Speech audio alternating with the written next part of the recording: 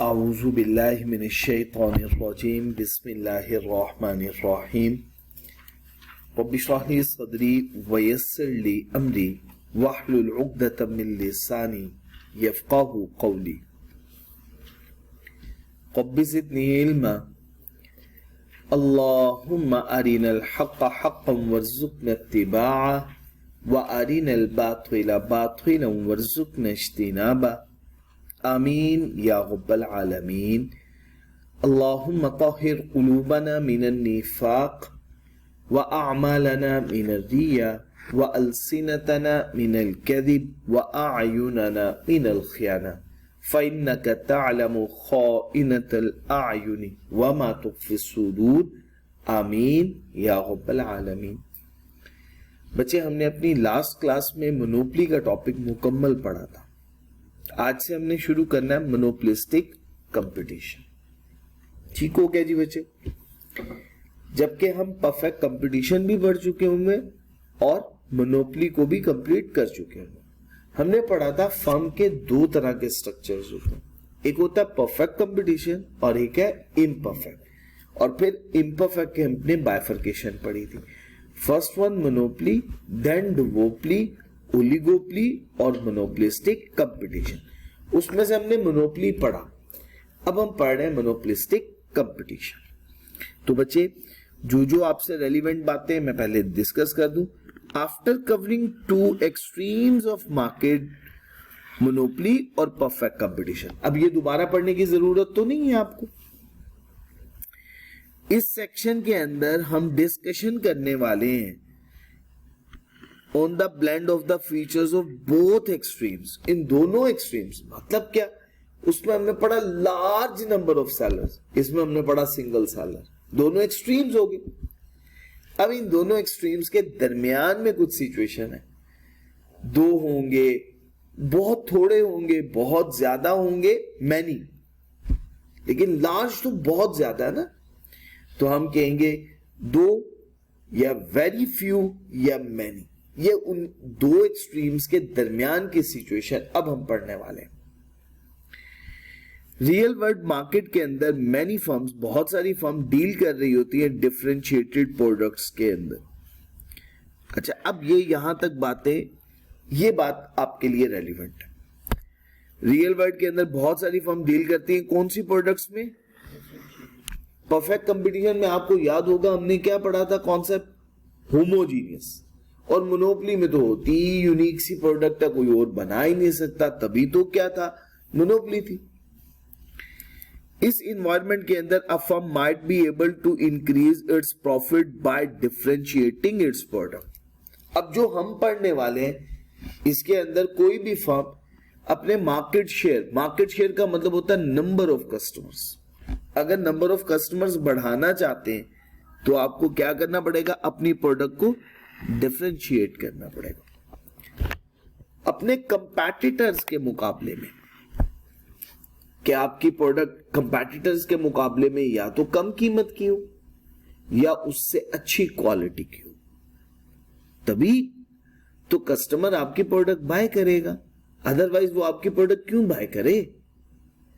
आपकी product bye करने की रीजन यही है, या तो आपकी प्रोडक्ट क्या है? क्वालिटी में बहुत अच्छी, या आपकी प्रोडक्ट प्राइस में बहुत कम है। ये रीजन होगी तो तभी तो कस्टमर्स आपकी प्रोडक्ट बाय करने वाला है। In such market models the firm partially behaves like monopolist. तो इसकी वजह से या तो फर्म मोनोपोलिस्ट की तरह बिहेव करती है, and partially as competitive firms, और पार्शियली किसकी तरह से? कंपैटिटिव। अभी हम पढ़ने वाले हैं ये बात। Broadly speaking, we can say that monopolistic competition is a market structure where the competition is among various monopolies. छोटे छोटे ग्रुप्स के दरमियान में होता है। अब हम स्टार्ट करते हैं जी इस टॉपिक को प्रॉपर पढ़ना। अभी तो हमने इसका इंट्रो लिया, जब हम टॉपिक को पूरा कंप्लीट पढ़ेंगे तो हमें बात समझ में आएगी।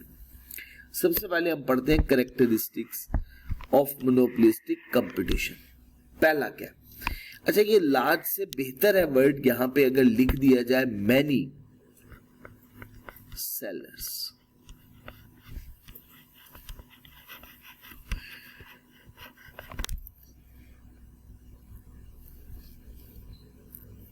इस मार्केट में सेलर्स बहुत ज्यादा होते हैं और हर एक कंट्रोल कर रहा होता है small share of market, market का एक स्मॉल शेयर कर रहा है। मार्केट के अंदर नंबर ऑफ सेलर्स हैं और हर सेलर के नंबर ऑफ कस्टमर्स होंगे, तो इसका मतलब है टोटल कस्टमर्स का जितना पोर्शन वो कंट्रोल कर रहा है वो एक मार्केट शेयर का इतना हिस्सा या पूरी मार्केट का इतना हिस्सा कंट्रोल कर रहा है।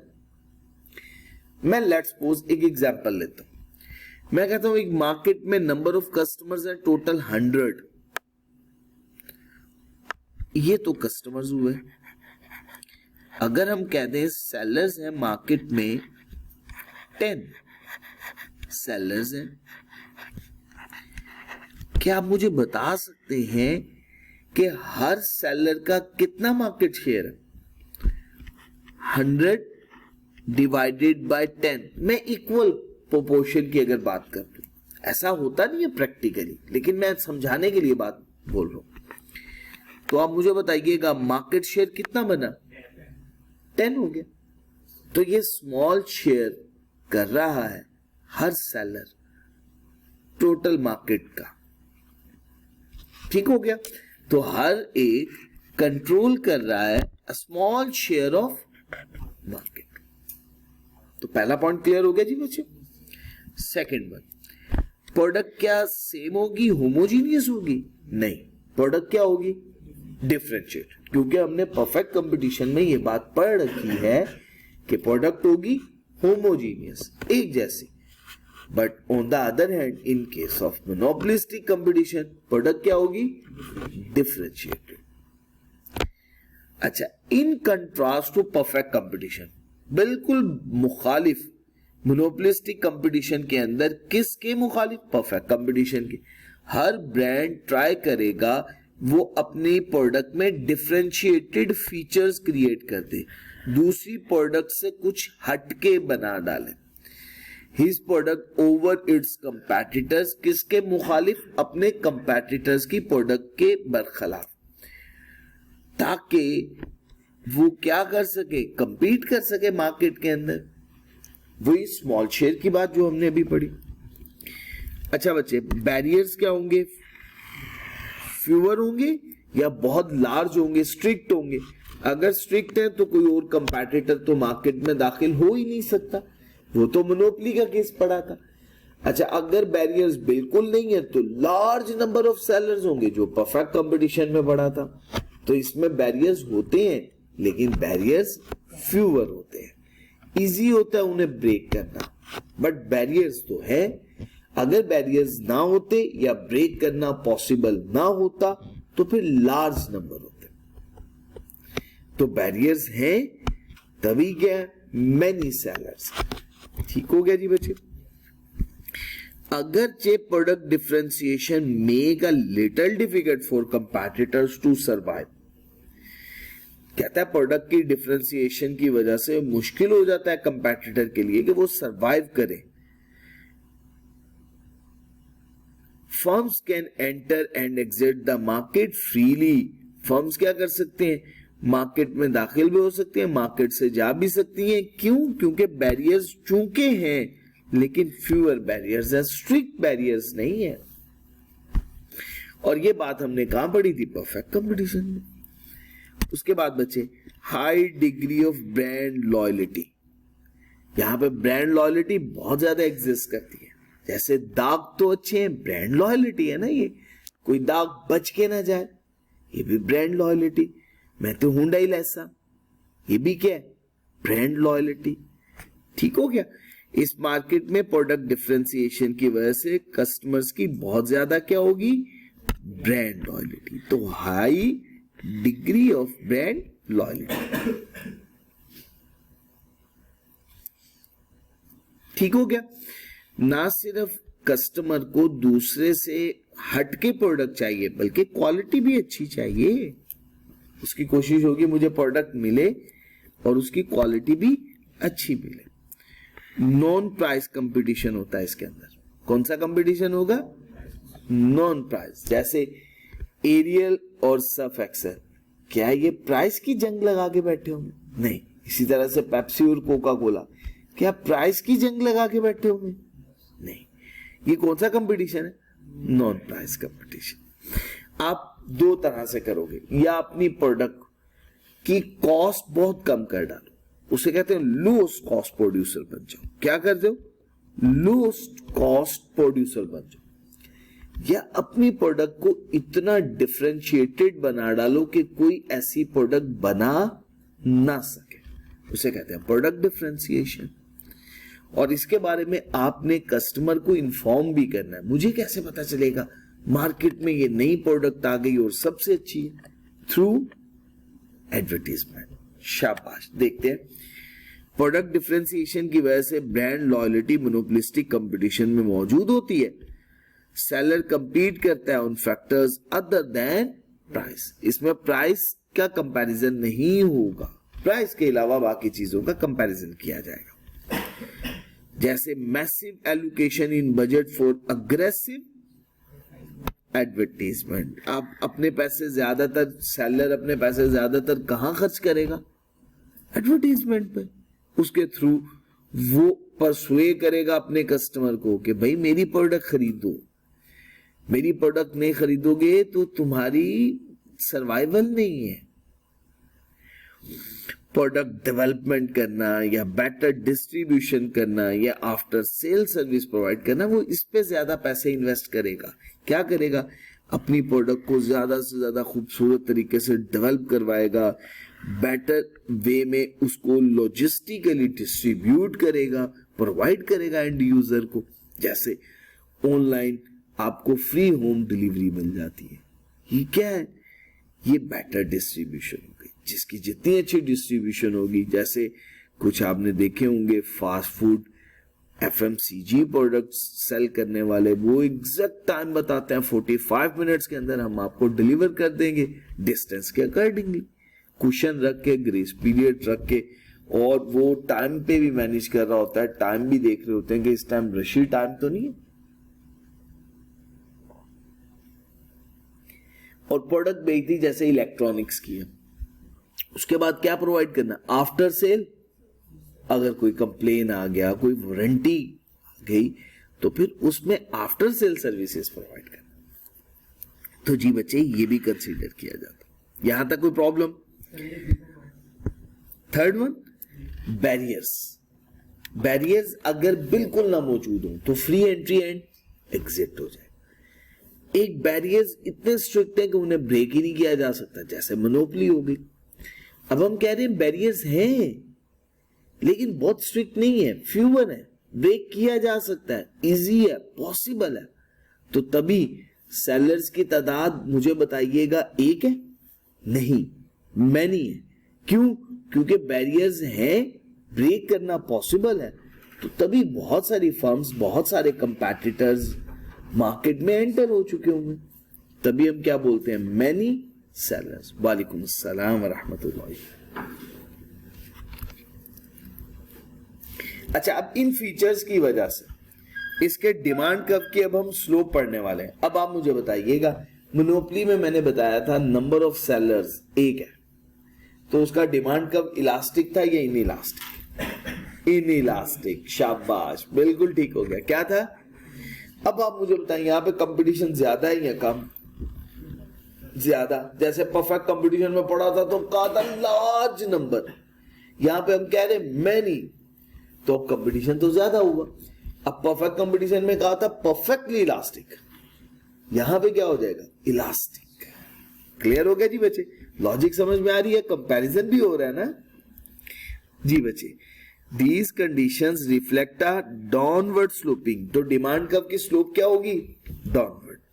और होगा क्या? इलास्टिक। शाबाश। क्यों ऐसा इलास्टिक क्यों होगा?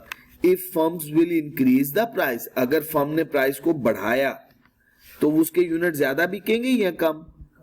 कम। इलास्टिक का तो यही मतलब है ना, प्राइस बढ़ाई तो नंबर ऑफ यूनिट्स आपके इनइलास्टिक होगा, तो प्राइस बढ़ाएं तो टोटल रेवेन्यू भी बढ़ेगा, प्राइस कम करेंगे टोटल रेवेन्यू भी कम हो जाएगा।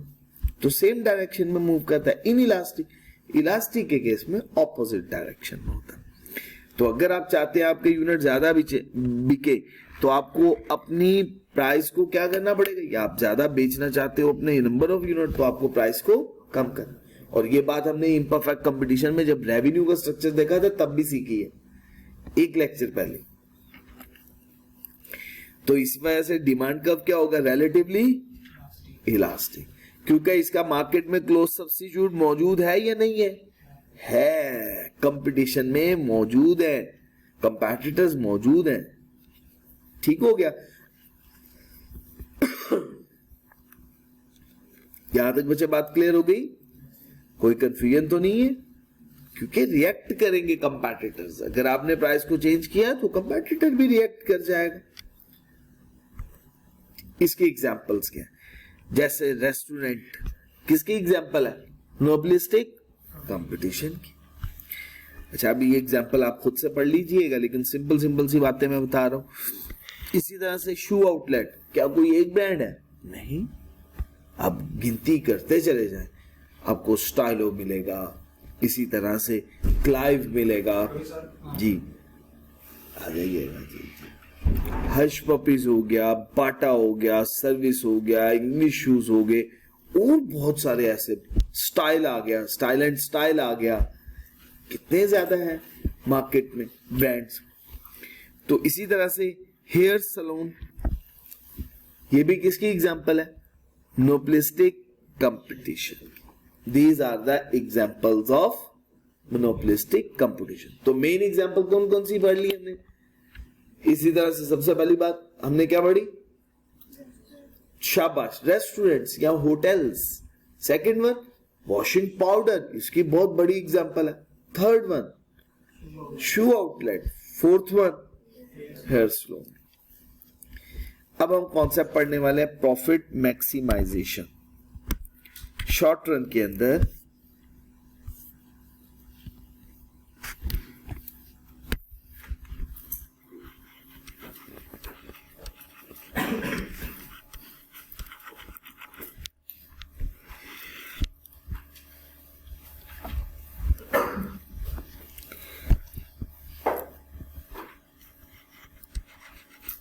Super normal profit,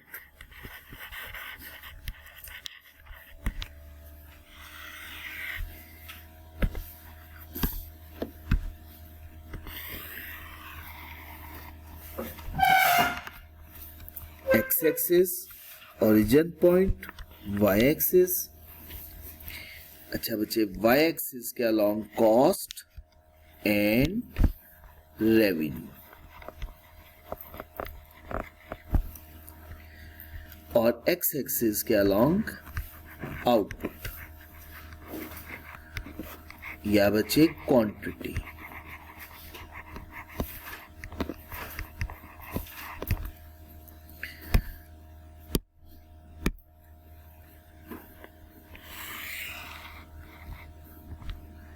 marginal revenue,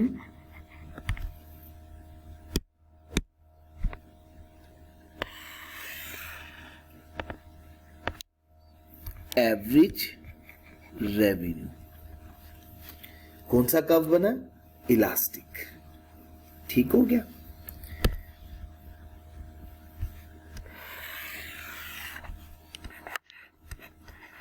ये कौन सा कर्व है, average cost.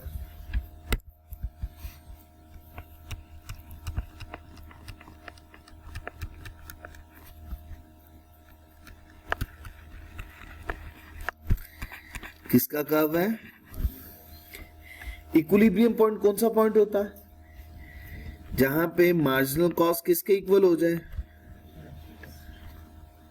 MC is equal to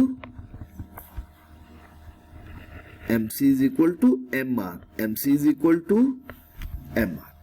अच्छा, इस लाइन में ये वो पॉइंट है, इस लाइन ने जहां पे जाके एवरेज रेवेन्यू को टच किया वो कौन सा पॉइंट होगा, और इस लाइन ने जहां पे कॉस्ट को कट किया, और इस पॉइंट को मैं A बोल देता हूं और इस पॉइंट को मैं B बोल देता हूं। और अब ये दरमियान का शेडेड एरिया किसको रिफ्लेक्ट करेगा,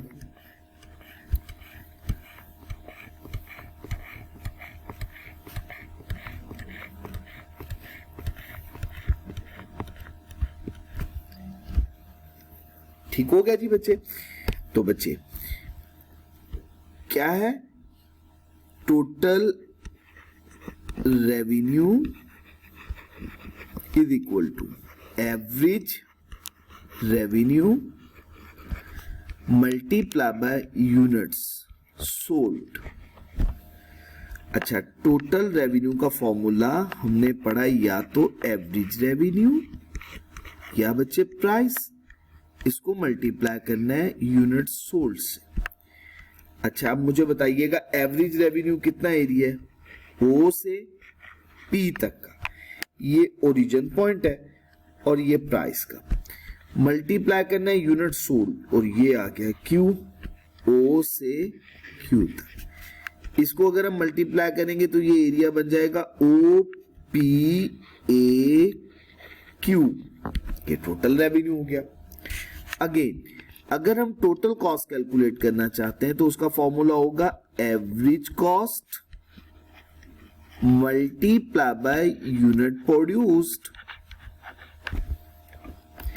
अच्छा बच्चे, एवरेज कॉस्ट है एसी, यूनिट प्रोड्यूस्ड क्वांटिटी। अगर हम एरिया देखें तो ओ से सी तक क्या है बच्चे, कॉस्ट। यूनिट कैसे, ओ से क्यू तक, ओ क्यू। अब ये रेक्टेंगल बन जाएगी ओ सी बी क्यू, ठीक है ना। ये ओ से सी तक कॉस्ट, ओ से क्यू तक यूनिट प्रोड्यूस, तो टोटल क्या हुआ ओ सी बी क्यू, ये रेक्टेंगल क्या है, कॉस्ट की। अच्छा, और इसी तरह से रेवेन्यू की ओ पी ए क्यू। अब अगर हम प्रॉफिट कैलकुलेट करना चाहें तो प्रॉफिट कैसे कैलकुलेट हो जाएगा बच्चे, प्रॉफिट होगा, profit is equal to total revenue minus total cost. Total revenue है O P A Q minus O C B Q. दरमियान का शेडेड एरिया क्या है, सी पी ए बी। ये कौन सा एरिया बन गया, प्रॉफिट का।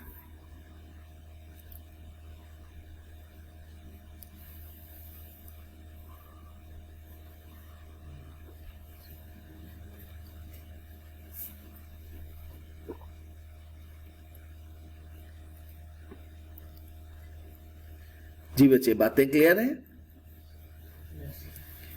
कोई कंफ्यूजन तो नहीं है। अच्छा बच्चे, इसका एमसीक्यूज भी नोट कीजिएगा। Average revenue greater than average cost होगा या total revenue greater than total cost, ठीक है। सुपर नॉर्मल प्रॉफिट की याद रहेगी,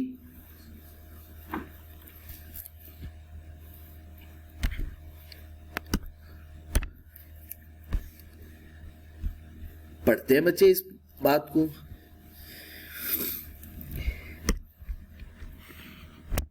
monopolistic firms demand curve relatively क्या होगा, ये पहले ही हम बात पढ़ चुके हुए, ये क्या होगा, रिलेटिवली इलास्टिक।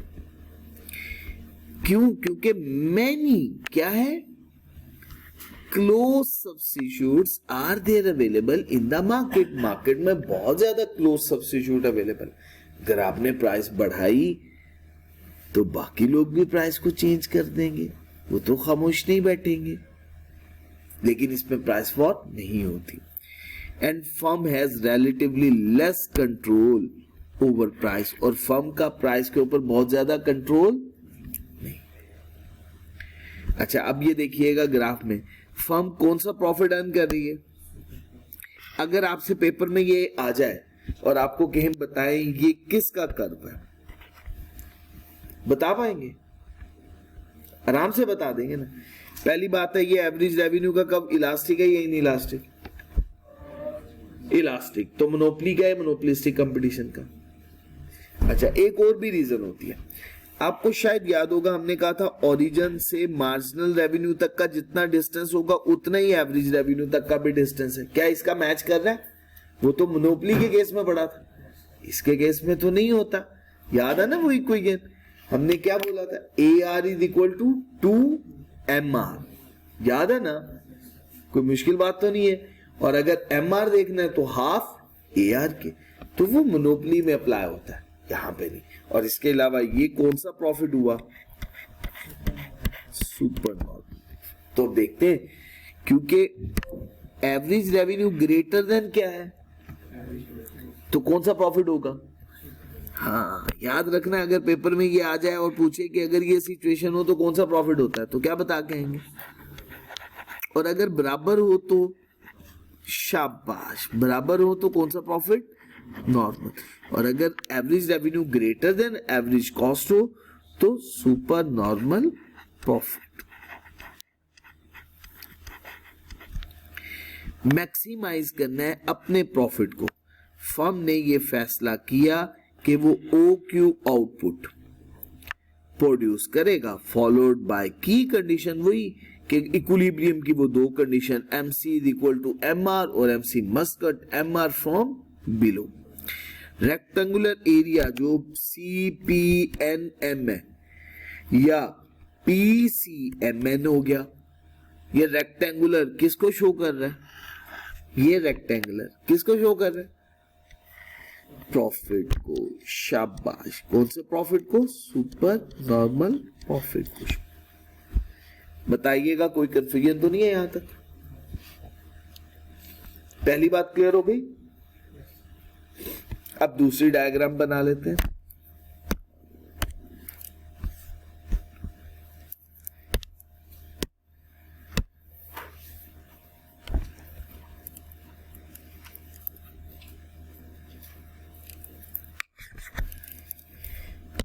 दूसरी सिचुएशन है बच्चे नॉर्मल प्रॉफिट की।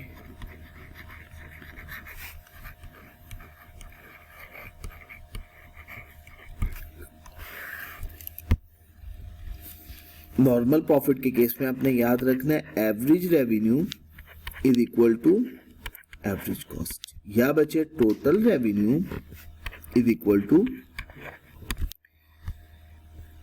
अच्छा इसे एवरेज कॉस्ट भी कहते हैं या एवरेज टोटल कॉस्ट, एक ही बात है ना।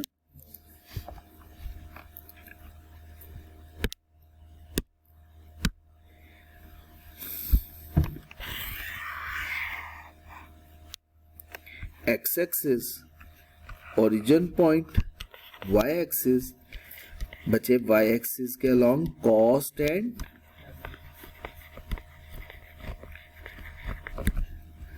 और X एक्सिस के अलोंग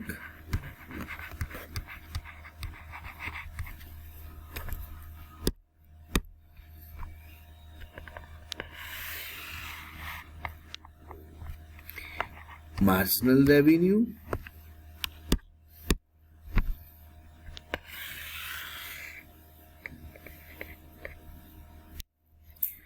और ये है average revenue. Average revenue basically कौन सा कब हुआ? डिमांड का।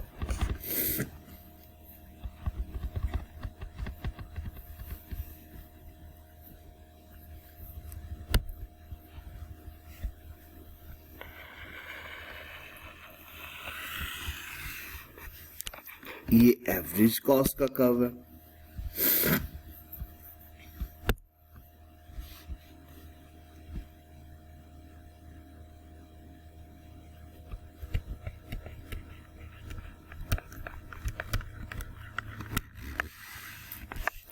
ये बच्चे मार्जिनल कॉस्ट का कर्व है, जहां पे MC MR के बराबर हो वो कौन सा पॉइंट होगा? इसी लाइन को ऊपर भी हमने एक्सटेंड करना है। ये यहां पे आके एग्जैक्ट टच करेगी जहां पे टेंजेंशियल होगा। याद रखिएगा, यहाँ पे एवरेज रेवेन्यू और एवरेज कॉस्ट दोनों क्या हो जाएंगी? इक्वल हो जाएंगी। और इस पॉइंट को कोई भी नाम दे देते हैं, हम A पॉइंट बोल देते हैं। और ये है हमारा क्वांटिटी का। और क्या सिचुएशन हुई? यहाँ पे हुआ टोटल रेवेन्यू, क्या फॉर्मूला पढ़ा अभी हमने? एवरेज रेवेन्यू या बच्चे प्राइस, इसको मल्टीप्लाई करना है यूनिट सोल्ड से, तो बच्चे क्या है OP multiply by O Q, तो ये होगा ओ पी ए क्यू। इसी तरह से बच्चे टोटल कॉस्ट, क्या फॉर्मूला है average cost multiply by unit produced, average cost O P multiply by unit produced O Q, तो ये भी क्या एरिया हो गया ओ पी ए क्यू। सही हो गया जी बच्चे, यहां तक कोई दिक्कत कोई प्रॉब्लम? ये तो है नॉर्मल, बिल्कुल ठीक हो गया। और शॉर्ट रन के अंदर ये भी देख लीजिएगा, ग्राफ में फर्म को कौन सा प्रॉफिट हो रहा है नॉर्मल प्रॉफिट, क्योंकि एवरेज रेवेन्यू किसके इक्वल है, ये एमसीक्यूज है, बड़ा इंपॉर्टेंट। कौन सा प्रॉफिट है बच्चे नॉर्मल, कौन सा प्रॉफिट नॉर्मल प्रॉफिट।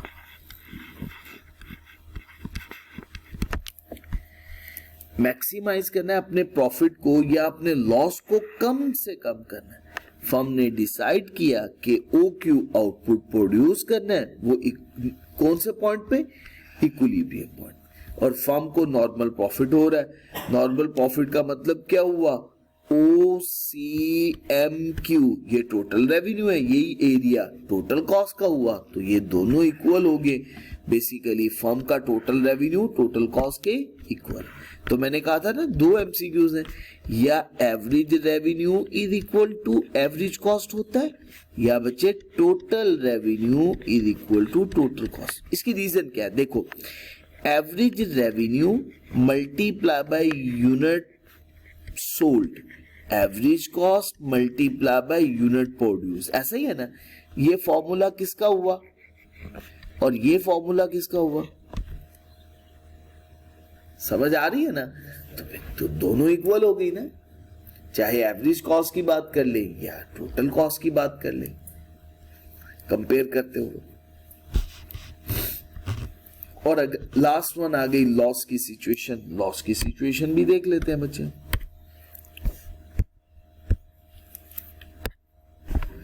इसे हम सब नॉर्मल प्रॉफिट भी कहते हैं, या इसे क्या बोलते हैं बच्चे लॉस। सब नॉर्मल प्रॉफिट, या बच्चे कौन सी सिचुएशन हुई लॉस की सिचुएशन।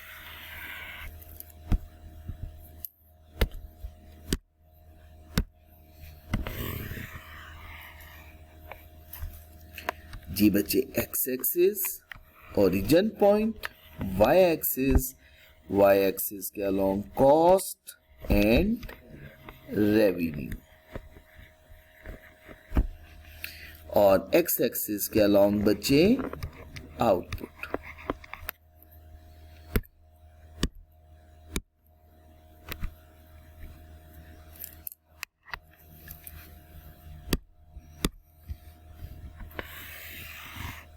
ये कब है बच्चे मार्जिनल रेवेन्यू का,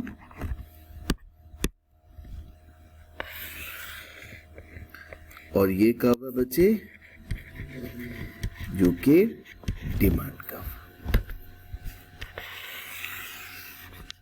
और ये किसका कब हुआ एवरेज कॉस्ट।